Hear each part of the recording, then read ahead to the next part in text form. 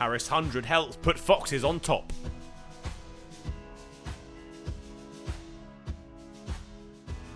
Gloucestershire are in pole position in Group 2 and can tighten their grip on top spot with a successful 4 days at the Uponsteel County Ground.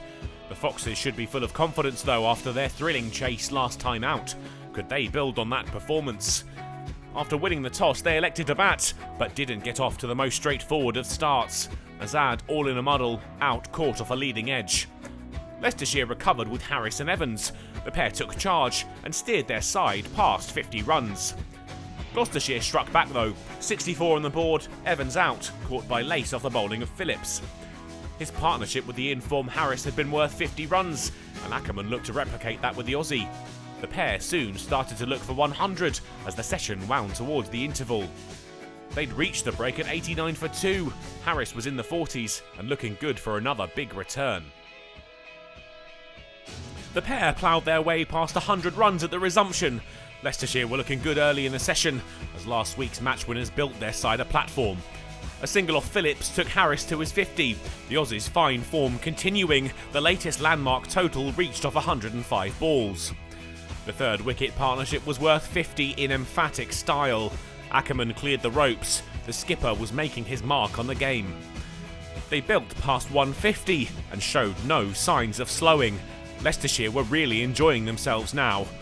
And there was more to celebrate. Another good knock from the captain rewarded with a 50, scored off 98 balls. Attention then turned to his partner. He'd been playing so well that there was an air of inevitability about his 100. No surprise then when he turned his wrists over to a short delivery. 4 more to the Aussie and his 100 up. Another big knock after his exploits last week. By the time they'd made it to tea, the partnership was worth 160 runs. They'd picked up where they'd left off, and Gloucestershire were paying the price. Leicestershire suffered a setback after the break. Ackerman bowled by a big turner from Hammond. Hill and Harris took them to 250 despite the loss of their skipper. The Foxes went steaming on.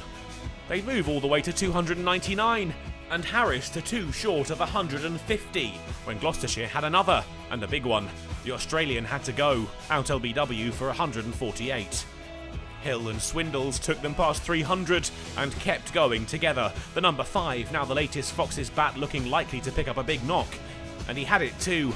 Hill's 50 came off 73 balls, with 6 fours helping him to the mark. Leicestershire well on top thanks to his and his colleagues' fine batting. It'd be 50 and out for Hill though. Prodigious swing from Worrell saw him bowled for 56.